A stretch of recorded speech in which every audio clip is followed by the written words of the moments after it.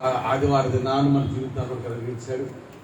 God has given one more Sunday in our life.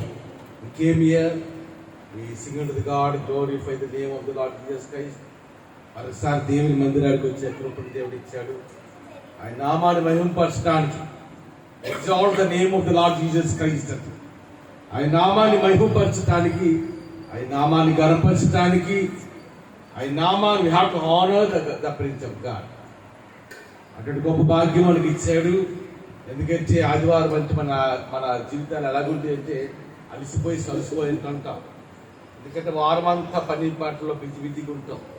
ఉద్యోగంకి వెళ్ళారు, ఉద్యోగానికి వెళ్తారు, చిన్న బిడ్డలు స్కూల్కి వెళ్తుంటారు, యవనస్తులు కాలేజీకి వెళ్తుంటారు, వ్యాపారాలు చేసే వాళ్ళు వ్యాపారంలో వెళ్తారు. ఈ వారం అంతా అలసిపోయి ఉంటామేమో దేవుని ఆదివారం అనుకుంటే, because God has chosen the week off Sunday. దేవుడు ఆదివారాన్ని అర్పణ చేసుకున్నాడు. కాబట్టి ఆదివారం మన దేవుని మందిరానికి వచ్చినప్పుడు మన హృదయం నెమ్మదితో నింపబడుతుంది. When we came to the Prince of God, especially on Sunday, our heart will fill with the joy and peace, the eternal peace of God. మన దేవుని మందిరానికి వచ్చినప్పుడు ఈ వారంలో మన పడిన కష్టమంతా మనం మర్చిపోతున్నాం. వెంటనే మళ్ళా దేవుడు తన బలముతో, ఎందుకంటే దేవుని వాక్యం ఉంటుంది, యెహోవా కొరకు ఎదురు చూసి వారు నూతన బలము పొందుతారు. అంటే when we wait for the Lord, automatically the God will renew our strength. ఎందుకంటే దేవుని మందిరానికి ఆధారం వచ్చామంటే దేవుడు మళ్ళా తన బలముతో మళ్ళీ నింపుతాడు, తన ఆదరణతో మళ్ళీ నింపుతాడు, తన శక్తితో నింపుతాడు. ఎందుకంటే భూమి ఆకాశములు గతించిపోవచ్చు కానీ దేవుని మాటలో ఒక సున్న కానీ ఒక పొల్లి కానీ తప్పిపోదు. దేవుని వాక్యంలో క్లియర్గా ఉంది. ఏంటంటే మాటలు చూసినప్పుడు దేవుని మందిరానికి వస్తానంట, దేవుని యొక్క ఆదరణ మనకు వస్తారంట. యెహోవా కొరకు ఎదురు చూచి వారు నూతన బలము పొందుదురు. So we are the living God, the prince of the living God. జీవము కలిగిన యేసయ్య సన్నిధిలో మనం ఉన్నాం. ఆయన సన్నిధి చాలా గొప్పది, ఆయన ఆశీర్వాదం చాలా గొప్పది. ఎందుకంటే మేము కూడా చాలా బిజీ షెడ్యూల్లో పాస్టర్ గారి లెక్క సొంత మేనమామ కొడుకు వివాహం అనేది వెళ్ళాల్సి వచ్చింది. ఎందుకంటే sometimes we cannot deny the family responsibility. మరి చూసిన కుటుంబ బాధ్యతలు కూడా మనం విడిచిపెట్టడానికి అవకాశం లేదు.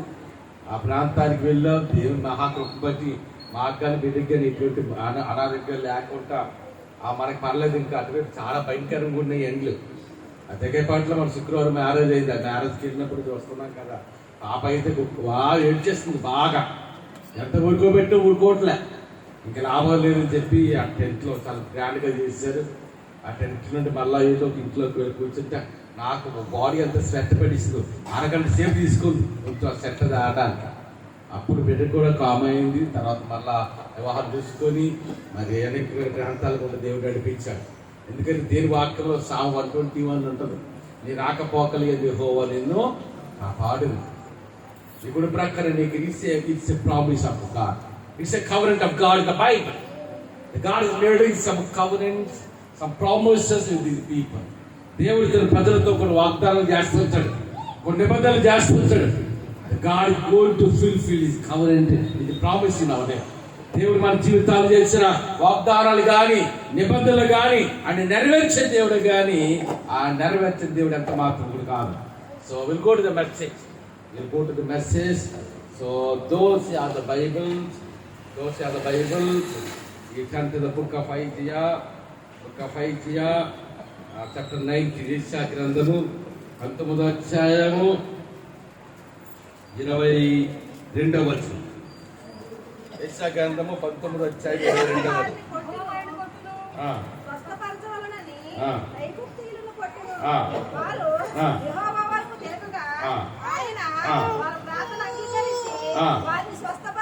చాలు.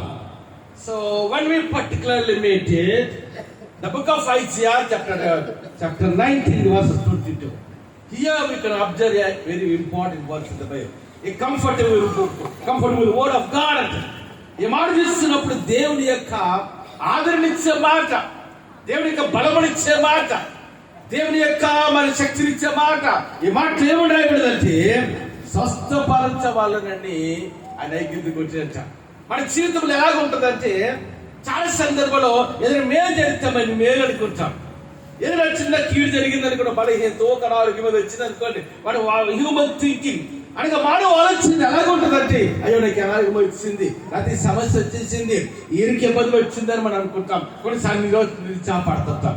కానీ దేవుడి వాక్యమైన బైబిల్ గ్రంథంలో ఇక్కడ క్లియర్ గా రాయబడిన మాట ఏంటంటే, ఎందుకొరకంట ఐగుప్తులు కుట్టాడంట, వారిని స్వస్థపరచడానికి.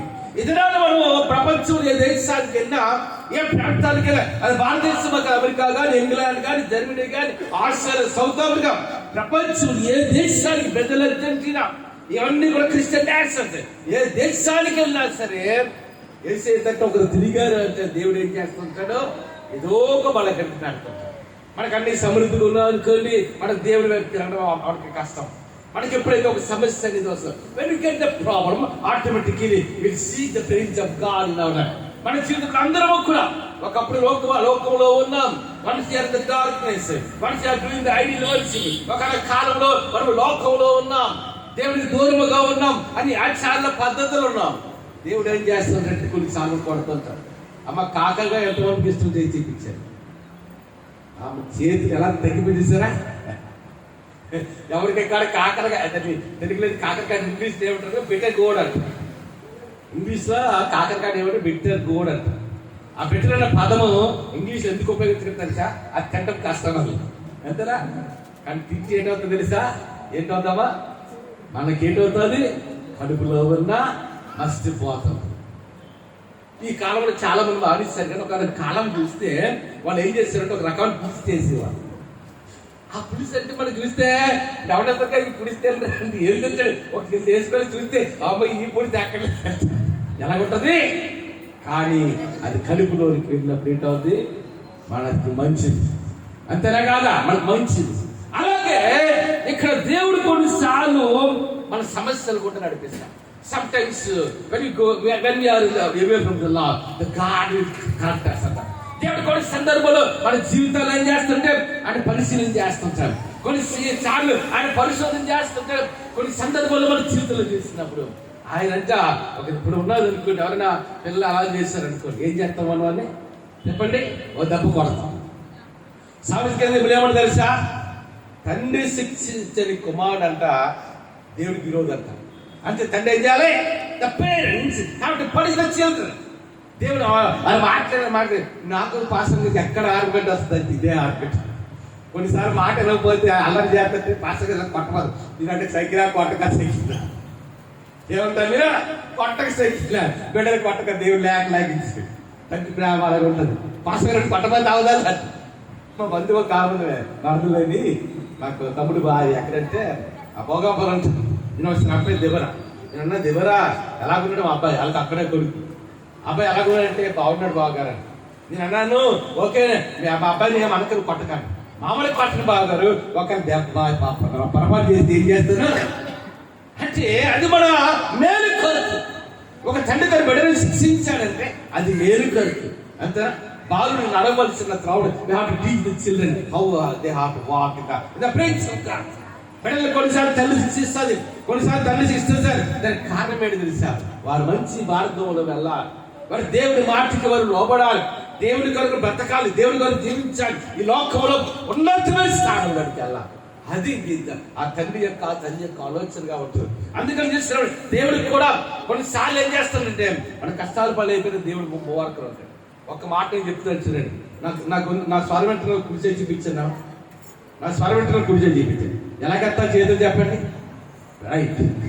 ఒకసారి చెప్పకూడదు దేవుడు నామా.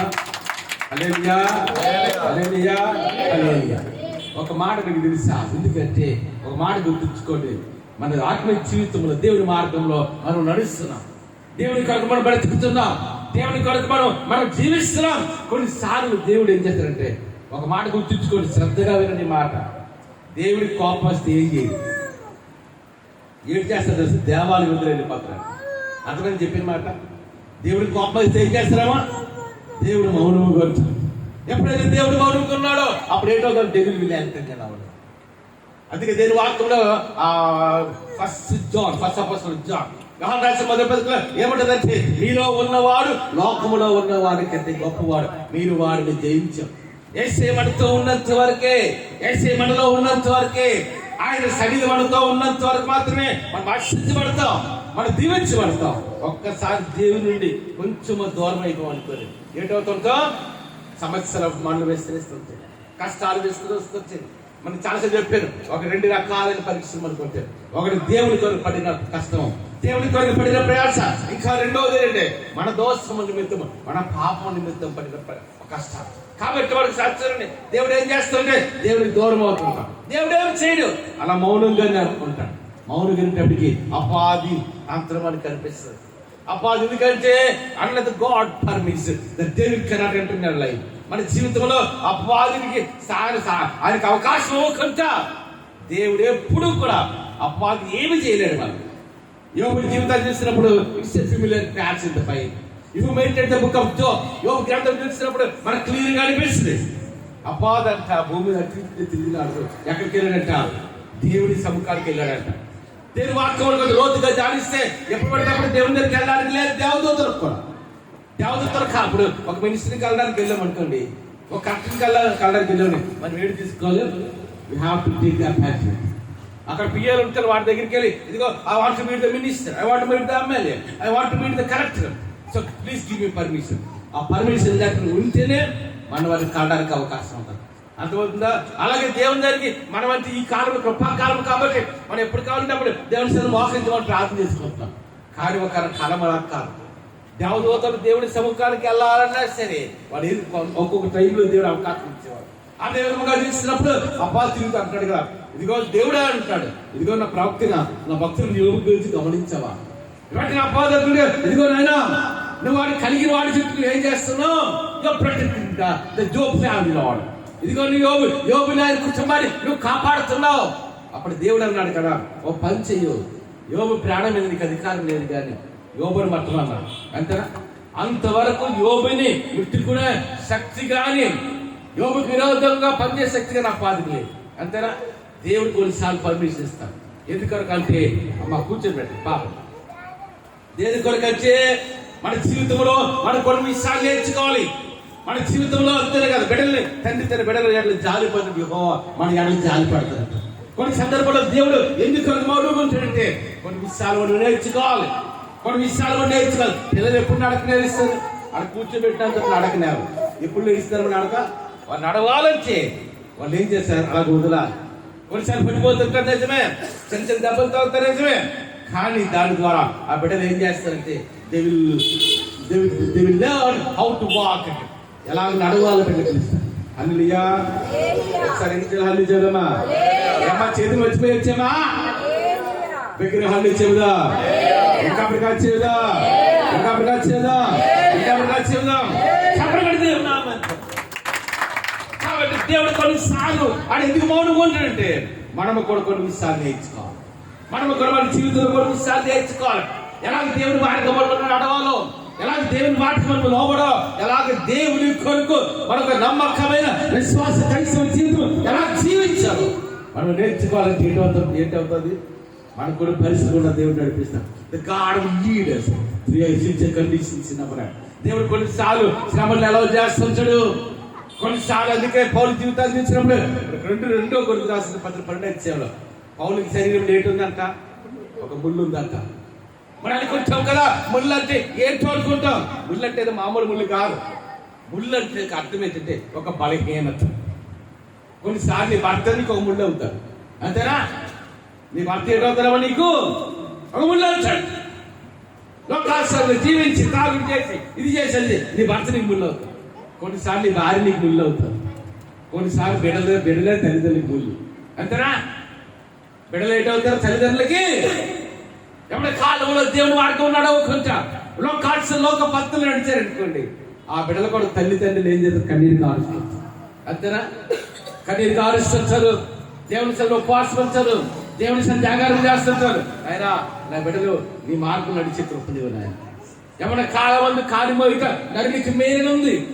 నీ బాలకున్నప్పుడు ఏంటి? నీ సృష్టికర్త దేవుని స్మరణ తెచ్చుకోవడం బైబిల్ గ్రంథంలో ఉంది. ఒకసారి చేద్దామా?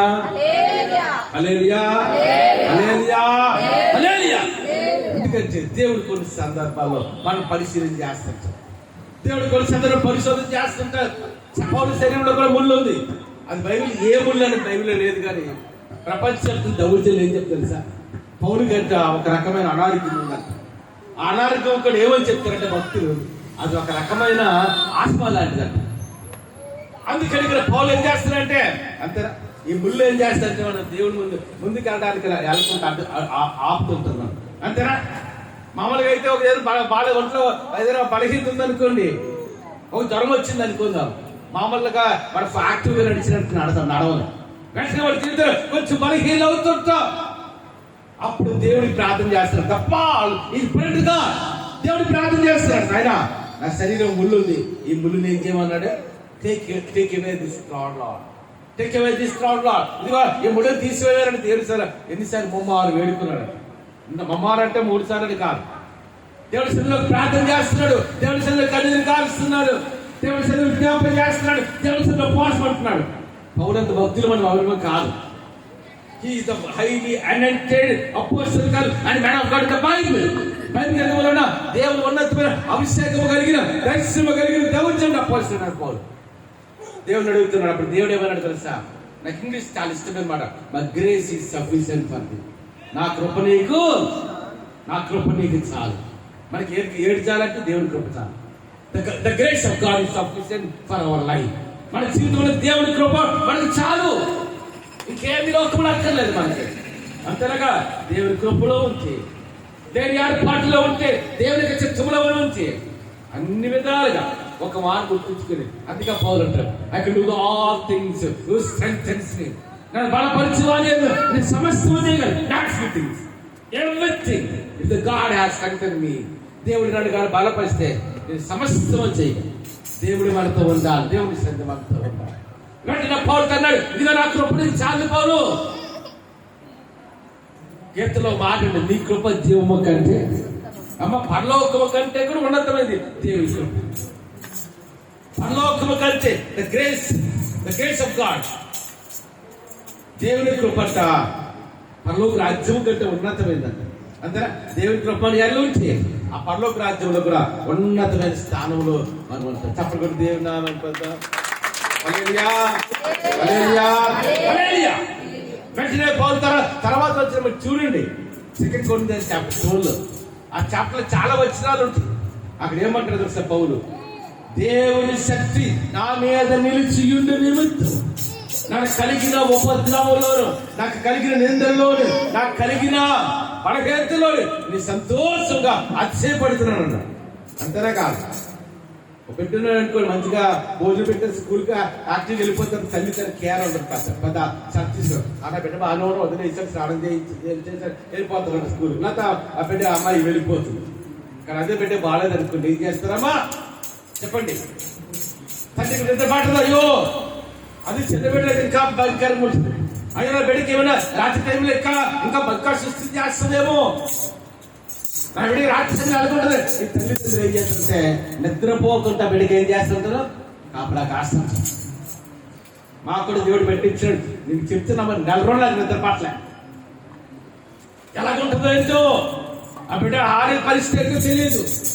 అలా మన జీవితంలో తెలిసినప్పుడు ఏంటవుతుందమ్మా? ఆ బిడ్డ ఎప్పుడు మనం శ్రద్ధ తీసుకుంటామంటే ఆ బిడ్డకి బలహీనతగా ఉండేటం. అంతే. ఇంకా మనకి అయ్యే కానీ కొంతమంది కొన్ని ఫ్యామిలీ కొన్ని దగ్గర అయితే ఎలాగుంటుందా సార్?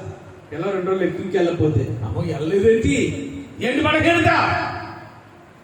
4 గంటలు యూరిన్కి వెళ్ళలేదు, అమ్మో బిడ్డ యూరిన్కి వెళ్ళలేదు, ఎలాగుందో కడుపులో. ఎంత భయంగా ఉంటుంది చూడండి సార్. మన దేవుడు కూడా అంతే. మామూలుగా మన దేవుడి శని ఉన్న దానికంటే కూడా మనం ఎప్పుడైనా కొన్ని సమస్యల్లో ఉందట. దేవునికి మన కొన్ని సందర్భంలో అనారోగ్యాలు కూడా నడిపించబడుతున్నాం, కొన్ని సందర్భంలో ఇరుకులు కూడా ఇబ్బందులు కూడా నడిపించబడుతున్నాం. God will show a special care about his people. దేవుని యొక్క శ్రద్ధ చాలా ఎక్కువ ఉంటుంది. అందుకే పౌలు అంటాడు కదా, దేనికి అది చేపడతారంట. మనం అనుకుంటాం కదా కొన్నిసార్లు దేవుని కొరకు మనం పరిస్థితులు అయినప్పుడు మనం ఏంటమ్మా తెలుసా? దేవుని శక్తి మన మీద నిలిచి ఉండాలి అంటే, దేవుని శక్తి మన మీద నిలిచి ఉండాలంటే కొన్నిసార్లు మన పరీక్షలు వస్తుంటే, కొన్ని మునుగుండా ప్రయాణం చేయాల్సి వచ్చినప్పుడు నా దేవుడు నాతో ఉన్నాడు, ఇంకా దేవునికి ఆశీర్వాదం, ఇంకా దేవుని దీవెన ఉంటుంది, ఇంకా దేవునికి సన్నిహితం మనకు ఉంటుంది. ఒకసారి చదివి. అప్పుడు పౌలు ఏమన్నాడు తెలుసా? లాస్ట్ వచ్చినడికి ఆ ప్యాసేజ్ లో, నేను ఎప్పుడు బలహీనుడునో అప్పుడే ఫిజికల్లీ బట్ ద లార్డ్. లోక సంబంధముగా శారీరకముగా మన బలహీనవచ్చు, కానీ ఆత్మ సంబంధంలో ఎలాగుంటాం మనం? బలవంతులుగా ఉంటాం మనం. ఆత్మసిద్ధమే కానీ దేశం చెప్పిన మాట ఏంటంటే ఆత్మసిద్ధమే కానీ శరీరం ఎలాగుంటుందంట? బలహీనముగా ఉంటుందంట. లోకంలో ఎవరు బలవంతులు? అందరం బలహీనత. ఏదో ఒక బలహీనత ఉంటుంది ఈరోజు, అంతేనా? ఏదో ఒక బలహీనత అంతే. 10 మంది కోటిస్తున్నాడు కూడా వాళ్ళకైతే తినడానికే ఉండదు పరిస్థితి. అందుకని ఇక్కడ మళ్ళీ వాక్యం అనుకుందాం. అందుకని ఇక్కడ మనం చూడండి సార్, స్వస్థపరచవలని ఐగుప్తులను దేని కనుక స్వస్థపరచాలి. వారి దేవుని మార్గంలో నడవాలి, వారి దేవుని మాట విధేయులుగా ఉండాలి, వారి జీవితంలో సమృద్ధి పొందాలి, దేవునికి ఆదరణ నెమ్మది పొందాలి అని అంట. ఐగుప్తులను కొడతారంట. తర్వాత వారు యెహోవా వైపు తిరగగా ఆయన వారి ప్రార్థన అంగీకరించి. ఇప్పుడు చెప్పండి, బైబిల్ చదవగలిగిన వాళ్ళు ఎప్పుడు యెహోవా వైపు తిరగగా? ఆ మాట ఎప్పుడు ఉందమ్మా చెప్పండి? ఎప్పుడు? ముందు ముందు ముందు లైన్ చదవండి. స్వస్థపరచవలెనని ఐగుప్తులను కొట్టును. ఎప్పుడంట? మొట్టమొదటి మాటలో ఏముందంటే స్వస్థపరచవలని ఐగుప్తులను కొడతారంట. వారు యెహోవా వైపు తిరగగా ఎప్పుడు తిరుగుతామని చెప్పండి అమ్మా. అమ్మా దేవుని యొక్క చెప్పండి, మనం ఎప్పుడు దేవుడి దగ్గర తిరుగుతామంటే, ఇప్పుడు పెట్టడం అనుకుని వెండు ఒక దెబ్బ కొడితే ఏం చేస్తుంది? అప్పుడు ఏడిచినా ఆ మాట కాన్సన్ట్రేషన్ ఉంటుంది, అంతేనా కాదు? అంటే దేవుడు మనం ఎందుకు కొట్టిన తర్వాత దేవుడు మనం దూరం అవుతున్న కారణం అప్పుడు ఏంటవుతుందంటే, వారు ప్రార్థన చేయగా, వారు యెహోవా తట్టు తిరగగా ఆయన వారి ప్రార్థన అంగీకరించి. ఎప్పుడంట?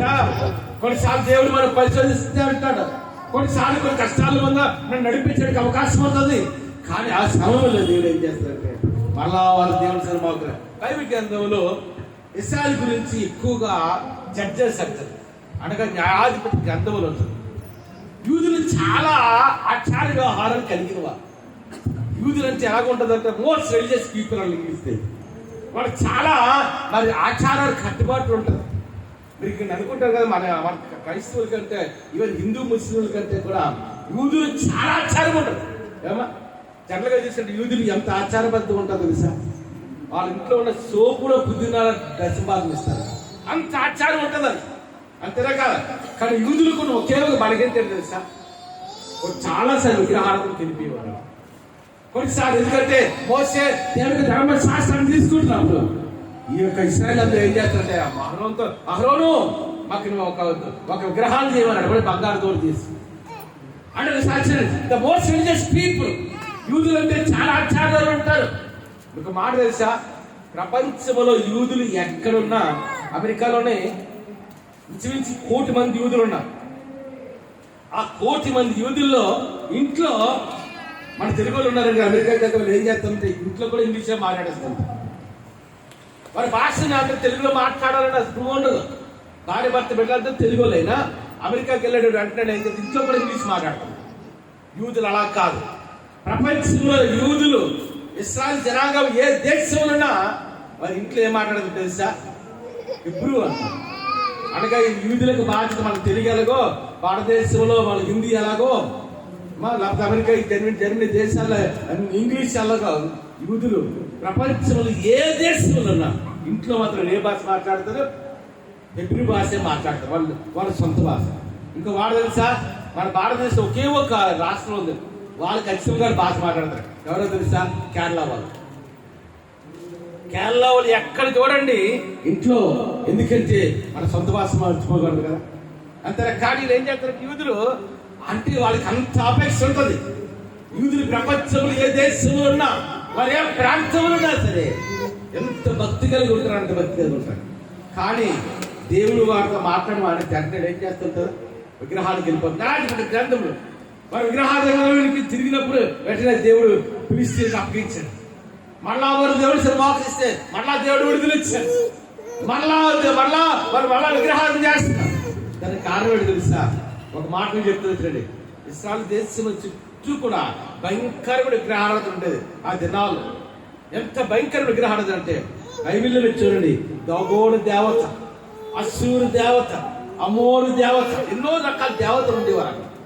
వీరందరూ ఇక్కడ ఈ యొక్క అశ్షూరు దేవత అంటే ఈ సిరియవరందరూ దేవతకు నమస్కారం చేసేవారు, పూజలు చేసేవారు.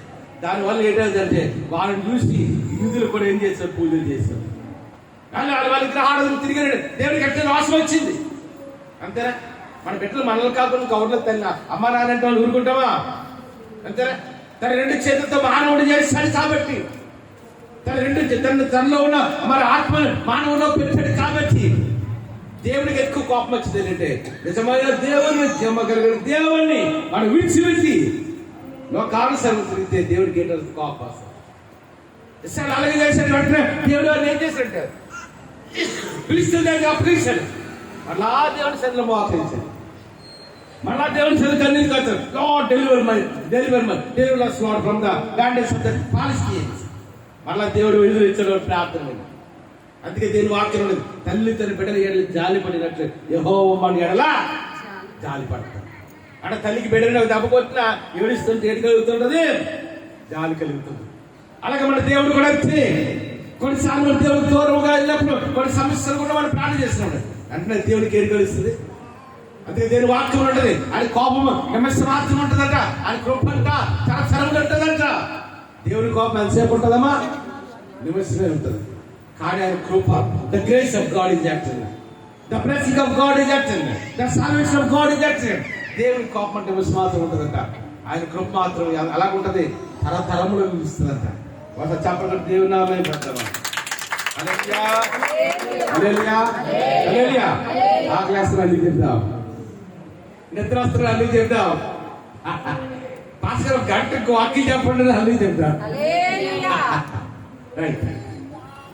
ఎందుకంటే దేవుని మనమైతే 2-3 గంటలు గడపడానికి మనం సఫలవుతుంటాం. కానీ ఏమా కొంత మాట గుర్తించుకోండి, మనం ఎంతగా దేవుని సేవలో గడుపుతుంటే అంత ఆశీర్వాదం అనుకుంటాం.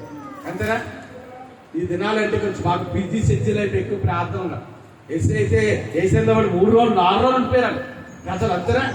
ఆకలి మర్చిపోయి, దెబ్బకి మర్చిపోయి, కుటుంబాన్ని మర్చిపోయి ఎక్కడున్నారు? వేసే కొడమ ప్రసంగం చేసే బాగుంటారు అని కొడమ ప్రసంగం చేస్తుంటే వేల కొలది ప్రజలు మంచి చెప్పి దాని గాడ్స్ దేవుని వాక్యం. అంతేనా? దేవుని సన్నిధిలో ఎంత మనం సమయం వెచ్చిస్తామో అంతగా మనం ఆశ్రయించబడతాం. అందుకని ఒకసారి చూడండి, స్వస్థపరిచినని ఐగుప్తులని కొడతారంట. అప్పుడు ఏంటవుతుంది? మళ్ళా దేవుని వైపు తిరిగా ఆయన వారి ప్రార్థనను అంగీకరించి వారిని ఎంత గొప్ప దేవుడు. ఒకసారి చూద్దామా? చూడండి ఒకసారి. ఆ తర్వాత మరొక మాట చూద్దాం, అదే దీంట్లో వర్సెస్ 24.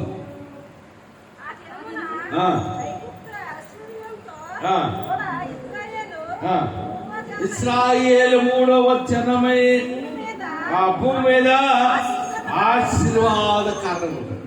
అంటే దేవుడు ఏం చేస్తారంట? ఆశీర్వాద కారణంగా ఉంచుతారంట దేవుడు. అంతేనా కాదు? అందుకే మనకు మాట ఉంటుంది కదా యెషయా గ్రంథంలోనే, మీరు నా తట్టు తిరగండి, turn towards me, then I will turn towards you. మీరు నా తట్టు తిరిగి నేను కూడా ఎవరి తట్టు? దేవుడు నీ తట్టు తిరుగుతారన్నాడు. అందుకని మాట తెలిసినప్పుడు అక్కడ అదే మాట కనిపిస్తుంది.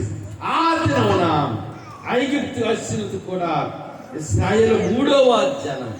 అందుకు ఎందుకు ఈ మాట అన్నాడు? ఐగుప్తులు అన్నాడు, అశ్షూరు అన్నాడు, 3వ దగ్గరికి వచ్చినప్పుడు అప్పుడు ఇశ్రాయేలు అన్నాడు. దానికి కారణం ఏంటి తెలుసా? ఆ దినాల్లో ఐగుప్తు దేశము చాలా సమృద్ధిగా కలిగిన దేశం. ఐగుప్తు దేశంలో మనకు చాలా సమృద్ధి దినాలు ఉండేది. ఆ దినాలు ఐగుప్తు దేశం అనేది బాగా ఆశ్రయించబడిన దేశం కాబట్టి ఆ వారిలాగా దేవుడు మిమ్మల్ని ఆశ్రయిస్తాం. ఒకసారి జోట్రాడమి చాప్టర్ 28, ద్వితోపదేశకాండం 7వ అధ్యాయం, జోట్రాడమి చాప్టర్ 28.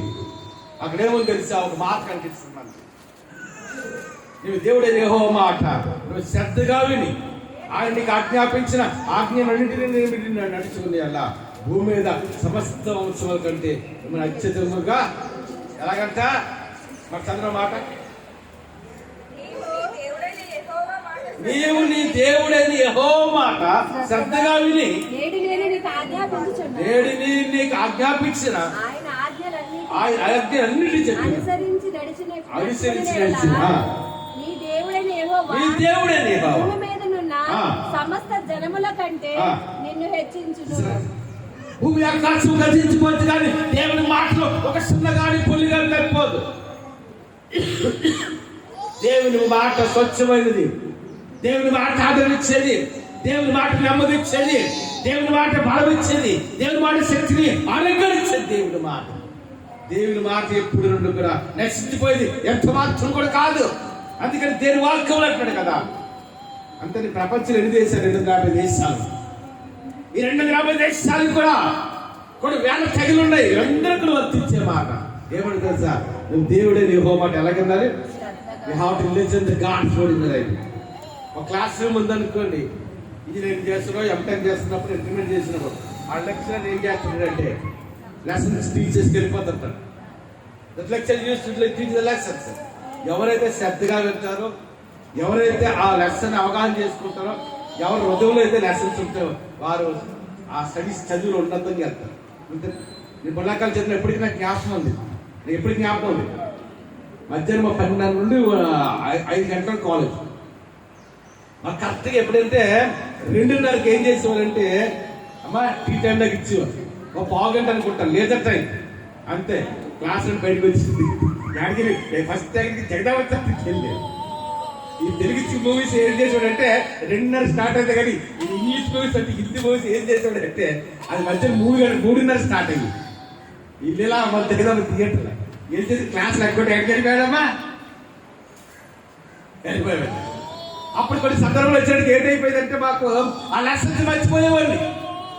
కానీ పరీక్ష వస్తే మాకు పుస్తకాలు పట్టుకుని మొత్తం చదివేసి మొత్తానికి బీకామ్ ఎంకామ్ అయితే వీళ్ళన్నీ చేయడం తేడుకున్నప్పుడు నుంచి అంతేనా? మాకు సత్యనారాయణ గారు లెక్చర్ ఆయన ఏది కూడా రే ప్రభుదాసు కొడుకులాంటాడు, నువ్వు జాగ్రత్తగా లెసన్ వెళ్ళకుండా అలా చేస్తామని కొడతానండి కూడా. ఇలా ఎప్పటికైనా ఉన్నాడు రాష్ట్రం మీద ఒక గట్టగది. మా స్టూడెంట్స్ అయితే అంటే 3 స్టూడెంట్ మీట్ అయితే ఆ రోజు ఇప్పటికీ నాకు జ్ఞాపకం సత్యనారాయణ ఒరే ఎలాగున్నా ఏది ఫారెన్ అన్నా వెళ్ళావని అడిగచ్చు. ఎందుకు రక్షణ పొందినట్టు ఆయన దగ్గర స్వార్థ చెప్పాను. ఫారెన్ విదేశాలకు వెళ్తారని వెళ్ళారు సార్ అని. ఆ చాలా మంచి పని చేస్తున్నారు చూసారా. అంటే మన దినాలు ఎలాగుంటుంది? క్లాస్ ఎక్కొచ్చామనుకోండి ఏటవుతుంటుందమ్మా ఆ లెసన్స్ మనం మర్చిపోతుంటాం. అమ్మ పెద్దవాళ్ళు కొంచెం చేర్చి ఇవ్వండి, ఏమనుకోకండి. రండి అమ్మ చచ్చి కూర్చోండి రండి. కాబట్టి మనం ఏం చేస్తుంటామంటే ఆ లెసన్స్ కరెక్ట్గా వెళ్ళాలనుకోండి మనం ఏంటవుతాం చెప్పండి. లెసన్స్ కరెక్ట్గా వెళ్ళకపోతే మనకి ఏంటవుతుందంటే పరీక్ష దగ్గరికి వచ్చినట్టు ఏం చేస్తాం మనం? కర్ణ ఎక్కడ కర్ణ ఏంటంటే ఆ పేపర్ మీద ఉండదు. ఎక్కడ ఉంటుంది మన బుర్రంతా ఆలోచన ఏంటి ప్రశ్న సమాధానం అర్థం కాదు. ఎందుకంటే ఒకసారి మాకు వంద మేడం ఉంటే ఆయన అడిగారు, మేడం నీకు అర్థం అవట్లేదు అంటే నువ్వు క్లాస్ వస్తే కదా నీకు అర్థం అవ్వదు, నువ్వు క్లాస్కి వస్తే కదా నీకు అర్థం అవ్వదు. అంటే కాలేజీలో ఉండేటప్పుడు స్టడీస్ లో బాగా రౌడీస్ తిరిగి బాక్స్ ఉన్నాయి, బాడీ బిల్డర్లు ఎంత రౌడీ అంటే లాస్ట్ ఫ్రెండ్స్ మీట్ అయితే 60 అమ్మాయిలు చాలా మంది వచ్చారు అని చూసి రాసు అప్పుడు ఎలాగున్నా ఇప్పుడు తెచ్చిపోతారు అయిపోయింది ఎలాగుంటా సార్. అలాగే దేవుని సన్నిధి అంతే. When come to the presence of God, we have to listen the God's word in the right way. మన జీవితంలో దేవుని సన్నిధికి వచ్చిన ఆయన వాక్యాన్ని ఎలా వినాలమ్మా? We have to listen in a right way. We have to keep the God's word in our heart అంట. దేవుని వాక్యాన్ని ఎలా వినాలి? శ్రద్ధగా వినాలి. ఇంగ్లీష్ లో ప్రయోగం ఉంటుంది, golden words shall not be repeated. బంగారు మాట్లాడటం మరలా పల్లా రిపీట్ చేయబడవద్దు. దేవుని వాక్యాన్ని ఎలా వినాలంటే శ్రద్ధగా వినాలి. దేవుని వాక్యం అంటే ఒక ఆశీర్వాదం, అంతకంటే ఎక్కువ ఆశీర్వాదం తెలుసా దేవుని వాక్యాన్ని వెంటమాల్సిన. ఇప్పుడు ఎవరైనా అసలు ఎలాగున్నారంటే వాళ్ళ అమ్మ నాన్న వాడి ఈ చదువుతూ వెళ్తున్నారు. ఒకసారి నేను ఎక్కడో కానీ ఏదో మీటింగ్కి వెళ్ళాను, అడ్డోడతారు అనుకున్నాను. దేవుడు 2 ఎవరు ఎందుకు ఇచ్చాడో తెలుసా అంటే మా కౌంటర్ ఫ్రెండ్స్ అంటాడు కదా, ఏముందంటే ఒక చదివితే విని ఇంకో చదివితే విడిచి అందుకని 2 చదివితే అప్పుడు అన్నాను నీకు కరెక్ట్గా నువ్వు చెప్పలేదు, 2 చెవులు ఎందుకు ఇచ్చాడో తెలుసా? ఒక చెవి వింటే నీకు అర్థం కాదు సరి, కానీ 2 చెవులతో నీకు అర్థము. అక్కడ 2 చెవులతో వినడానికి ఇచ్చాడు దేవుడు ఇచ్చారు. అంతే ఒక చెవుతో ఇంకో చెబుతారు వదిలించడానికి కాదు అంతనా. అందుకని దేని వాక్యం ఏమందంటే ఒకసారి చూడండి మన జీవితంలో కొన్ని సందర్భాలు కొన్ని అందుకంటున్నాడు కదా సాక్షి దేవుడైన యెహోవా మాట శ్రద్ధగా విని 3 వచ్చారు. దేవుడి యెహోవా మాటను శ్రద్ధగా వినాలి, వెళ్తే ఒక భాగ్యం. కానీ వాక్యాన్ని ఏం చేయాలి మనం? We have to keep that God's word in our heart. మన హృదయంలో భద్రపరచుకోవాలి. అందుకే సామెత గ్రంథంలో మాట ఉంటుంది, ఏమంటే తెలుసా? ధైర్యం సత్యములు ఎన్నడూ నిన్ను విడిచిపోలేవు. అది నీ హృదయంలో పలక మీద రాసుకోవాలట. అంటే నిజంగా గాడ్స్ వర్డ్ ప్రేక్షణ we have to keep the God's word in our heart. దేవుని వాక్యం ఏం చేయాలి?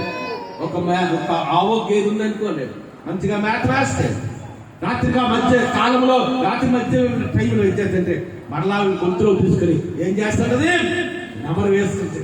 మనం ఒక ఆదివారం దేవుడి మందిరానికి వచ్చామంటే, ఆదివారం దేవుని వాక్యం ఉంటామంటే ఇంటికి వెళ్తుంది. మళ్ళా వాడి కారిటం దొరికి అయ్యో పాస్టర్ వాళ్ళు వాక్యం చెప్పారు, ఈ వాక్యం అర్థం నుంచి ఈ వాక్యాన్ని జీవితంలో ఎలాగ అవగాహన చేసుకో, ఈ వాక్యం అనేది నా జీవితంలో అప్లై చేసుకుంటే ఎలాగ రక్షించబడతాను. అందుకన్నాడు కదా, ఒకటి దేవుడి మాట శ్రద్ధగా విన్నా, నేను నీకు ఆజ్ఞాపించిన ఆయన ఆజ్ఞలన్నిటి ప్రకారం నువ్వు నడుచుకుని ఎలా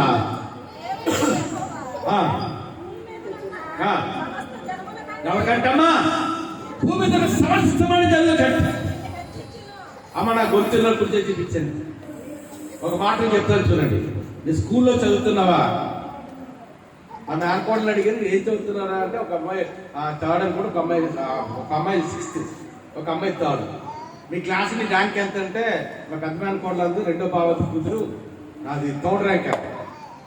ఇంకో మేనకోడలు అంది 6th ర్యాంక్ అంట. నేను అన్నాను 3rd ర్యాంక్ 5th ర్యాంక్ మీకు రావడం ఏంటి? మీకు ఏ ర్యాంక్ రావాలి?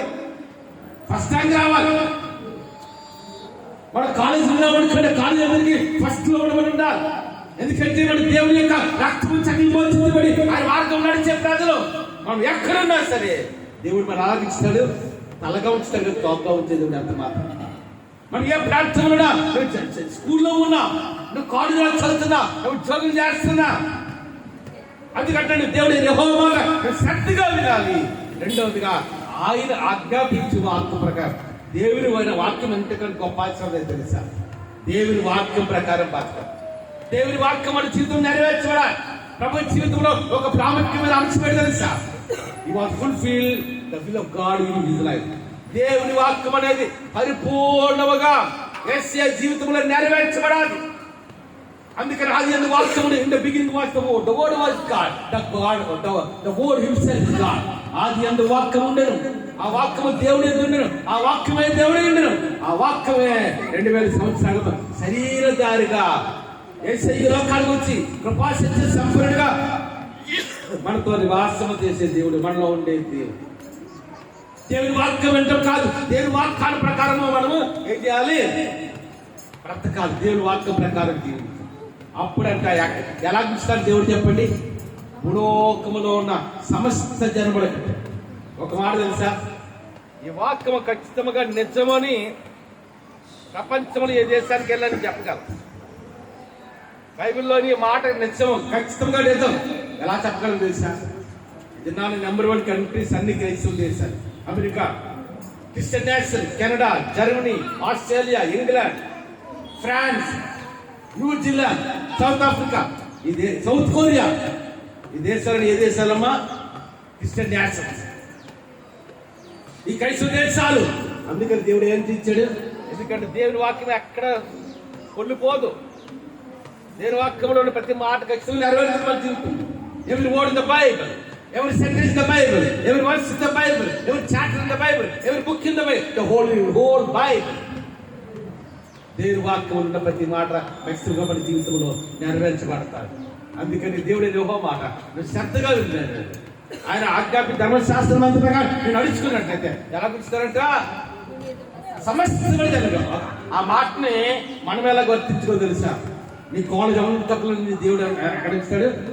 నీ 2000 మంది 10,000 మంది స్టూడెంట్స్ ఆ కాలేజ్ ఉన్నా, నీ అందరిలోకి దేవుడు ఎవరిని ఇస్తాడు? ఉన్నతంగా నిన్నే ఉంచుతాడు. అయితే నువ్వు చేయవలసిన వల్ల ఆయన మాట శ్రద్ధగా వినటం, అంతేనా కాక ఆయన వాక్యం ప్రకారం జీవించు. అంతే. నేను కొన్నిసార్లు గత కాలంలో కాదు ఆలోచించుకుంటే మన చర్చలు 30 మంది పైన విదేశానికి వెళ్ళారు. అవునా కాదా? ఎంతమందమ్మా? 430 కలిపి. వాళ్ళు ఏం చేస్తారు? ఎప్పటికీ జ్ఞాపకం. తెల్లవారు 6 గంటలకు వచ్చి తలుపుకుంటారు. కాస్త తాళలేవని దరిలు వేస్తాం, కాస్త తాళలేవని బైకులు పెడతాం. అందరూ ఫారెన్కి వెళ్ళిన వాళ్ళు ఇప్పుడు ఎవరేస్తారు, కొంతమంది ఉన్నారు కూడా. నేను చర్చలు పడి అందరూ విదేశానికి వెళ్ళి వచ్చినారు. నేను ఎప్పుడు చెప్తాను, అంత ఆశ్చర్యానికి ఆగొచ్చిందంటే మ్యాన్ ఆఫ్ గా దేవుని సేవకులు సర్వీస్ చేసినప్పుడు దేవుడి మందిరంలో సర్వీస్ చేసామనుకోండి, దేవుడు ఏం చేస్తాడు? ఉన్నతమైన స్థానం ఇస్తాడు. మన ఉద్యోగంలో ఉన్నతంగా ఉంటాం, విదేశాలకు వెళ్ళా ఉన్నతంగా ఉంటాం. అంతేనా? 15,000 జీతాలు కింద 4 లక్షల 5 నెలకు జీతాలు తెచ్చుకుంటాం. అవునా కాదా? ఇండియాలో రిటైర్డ్ నెలకి 400-500 జీతాలు తెచ్చుకున్న వాళ్ళు ఈ రోజు విదేశాలు 4 లక్షలు 5 లక్షలు అంతకంటే ఎక్కువ జీతాలు తెచ్చుకుంటున్నారు. దానికి కారణం ఏంటంటే దేవుని సన్నిధిలో మనం సర్వీస్ చేయాలి, దేవుని సేవకులు సర్వీస్ చేయాలి. అదే అవడం ఎప్పుడు చెప్తారు. అందుకని చేసినప్పుడు ఒకటి దేవుని మాట శ్రద్ధగా వినాలి, దేవుని ఆజ్ఞల ప్రకారం నడుచుకుంటే అందరికంటే ఉన్నతమైన స్థానంలో దేవుడు ఇస్తారంట. ఒకసారి చూద్దాం. మన మూలవాక్యం కొంత సమయం అయిపోయింది. ఆ దినమున ఐగుప్తు అశ్వరులతో కూడా ఇశ్రాయేలు 3వ జనమే భూమి మీద. అమ్మ ఒకసారి చూడండి, ఒకసారి కంప్లీట్ చేస్తారు, టైం అవుతుంది. అమ్మ ఏమన్నా లాస్ట్ ఆశీర్వాదం పొందుతూ ఉందా? ఆశీర్వాదం కారణంగా అవుతావు కదా. అమ్మా ఏంటి 2 పదార్థం డిఫరెన్స్ ఏంటి? నువ్వు ఆశీర్వాదం పొందుతున్న మాటకి నువ్వు ఆశీర్వాదం కారణంగా ఉంటున్న మాటకి డిఫరెన్స్ ఉందా? ఉంది. నువ్వు ఆశీర్వాదం పొందుతావంటే అది మన వరకు వచ్చేస్తుంది. కానీ నువ్వు ఆశీర్వాద కారణంగా ఉన్నావంటే నీ ద్వారా through your life, through your ministry, through your job, many people will bless. అంటే మన ఆశీర్వాదం పొందడం మాత్రమే కాదు, ఆశీర్వాదానికి కారణం అవుతాం మనం. God is going to bless us. Many people. అనేకలకు ఆశీర్వాదకరంగా దేవుడు మనం చేస్తాడు. అదే మాట ఆశీర్వాదం పొందుతాడు. వాక్యలేదు మళ్ళా చదివిన మాట ఆశీర్వాద కారణంగా అవుతావంట. అంటే నీ జీవితం ద్వారా దేవుడికి తలాలుగా అనేకలు ఆశీర్వదించబడతారు, అనేకలు దీవించబడతారు. అంతేనా? అదే మాట మళ్ళా ఆదికాండ 12 కనిపిస్తాను. అబ్రహామా, నీ దేశాన్ని తండ్రి అంటే బంధువులు విడిచిపెట్టారు, నేను చూపించలేదు దగ్గర భూలోకములో ఉన్న సమస్తమైన వంశములు. అంతేనా? అబ్రహాం అక్కడే ఆశ్రయించబడలే, ఆయన కుటుంబం అక్కడ ఆశ్రయించబడలే, ఆయన జనాంగం అంతా మొత్తం ఆశ్రయించబడలే. ఈ ప్రపంచం sir the God made the life of Abraham and the blessing అంటూ మెనీ జనరేషన్స్. ఈ 4,000 సంవత్సరాలు ఇప్పుడు అబ్రహాం ఈ లోకంలో పుట్టి, ఈ 4,000 సంవత్సరాలు అబ్రహాం ద్వారా యూదులు ఆశ్రయించబడ్డారు, అబ్రహాం ద్వారా అన్ని జనులు ఆశ్రయించబడ్డారు. అబ్రహాము ద్వారా ముస్లిమ్స్ అంటే వాళ్ళు కూడా తండ్రి అంటే అబ్రహాం అంట. వాళ్ళకి ఆ పేర్లు మీకు చాలా మంది తెలియదు. ఇబ్రహీం అనే పేరు మీకు చాలాసార్లు వినుతారు ముస్లిమ్స్. ఇబ్రహీం అంటే ఏంటి తెలుసా? అబ్రహాం. ప్రపంచంలో అన్ని దేశాలు కూడా అబ్రహాము ద్వారా ఆశ్రయించారు. ఏసీ హృదయం వెళ్ళినప్పుడు ఇదిగో ఇతను నా కుమారుడులే ఏమన్నాడు? మా లోకాసు 19 వచ్చాయి, ఇతరును అబ్రహాము కుమారు అని అనేక మందికి ఆశీర్వాదకరంగా చేశారు. మనం ఆశించబడాలి, అనేకలు మనందరూ ఆశిస్తారు. కాబట్టి అటు కృప దేవుడు మనందరికీ దయచేది కాక. విన్న మాటలు మనం దయచేసి సమయం అవుతుంది. తల వంటి కనిపించి ప్రార్థన చేస్తున్నాం. పరిశుద్ధ రాజ్యము దేవానికి కొందరాజ్యం గొప్ప దేవుడు అనిపించుకుని ఆలోచన కష్టం దేవుడు ఈ ఆరాధన ఘనంగా జరిగి అందరూ ఒకసారి చెల్లిపోయి చెల్లుతాం. ప్రతి ఒక్కరు చెల్లిపోయి కదా ఘనంగా జరిగించాం. పాట తరణ మేము తెచ్చుకున్నాం, సితాన్ని సంధించిన వాక్యం వినిపించాం. నిన్న వాక్యంలో బిడ్డలు తెచ్చి అందుకని ప్రాముఖ్యంగా యూట్యూబ్ లో, ఫేస్బుక్ లో ఈ వర్తమానం ఎవరున్నారు అందరూ దీవించారు. జాయిస్ స్టాఫ్ బిజినెస్ దీవించిన శైలశ్రీ 100% వెళ్ళిపోతున్నాడు. అన్నగారి శాంతం అందరూ వాక్యం తేజ కుటుంబాన్ని దీవించారు, చంద్రపాల కుటుంబాన్ని దీవించినాడు. ఆయన నీకు వందనాలు చెల్లిస్తున్నాను.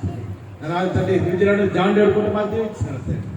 ఐర్లాండ్ లో నేను బీజీ చేస్తే వినయ్ గారిని దీవించిన సోమకుడు విదేశాలు మార్గం సలాం చేశాను అన్నట్టు. అదేవిధంగా శ్రీకాంత్ గారి మనవరాలు నానా కుమారి గారి కుమార్తె హరిత నానా ఇంగ్లాండ్ బీజీ చేస్తున్న స్టడీస్ గొప్పగా జరిగించినాడు.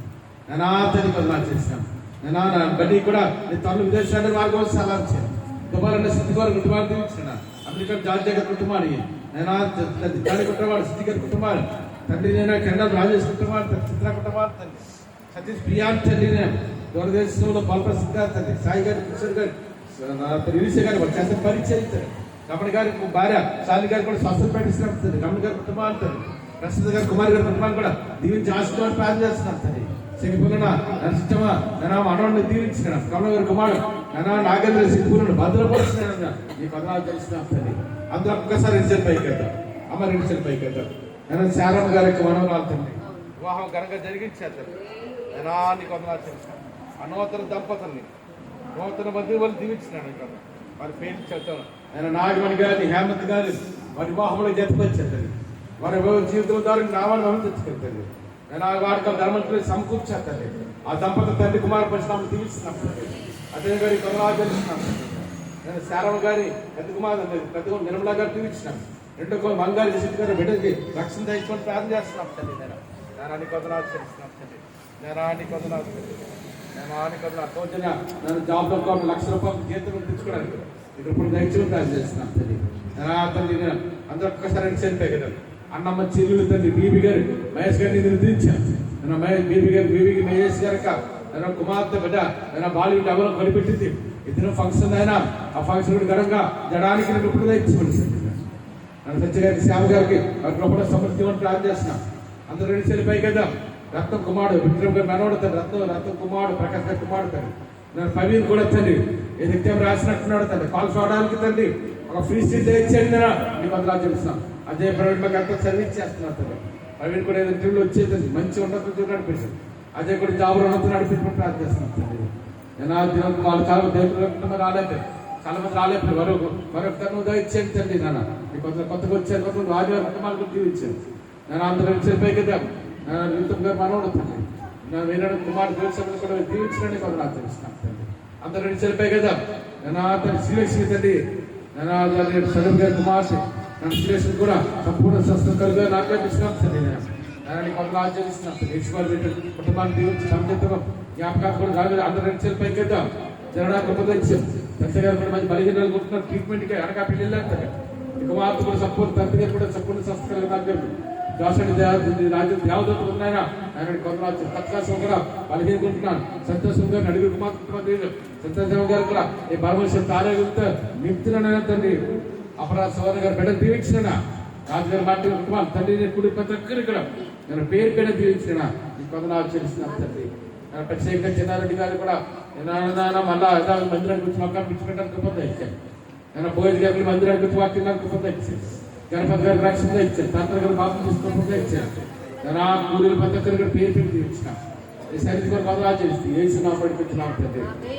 శక్తినే ఇచ్చాను చేసినప్పుడు కాక పర్వతం దేవుని ప్రేమ కుమారుడు నేర్చుకుంటాం ఆది కార్తీక పరిశుద్ధాత్మ సహవాసం కుటుంబ మానిమిత్రాన్ని సగం వీళ్ళందరికీ సకల పరిస్థితి ఈ జనాగానికి ఇప్పుడు ప్రభుత్వం ప్రసాదంగా తినిపించింది కాక ఆమె కానుక సమర్పించుకుంది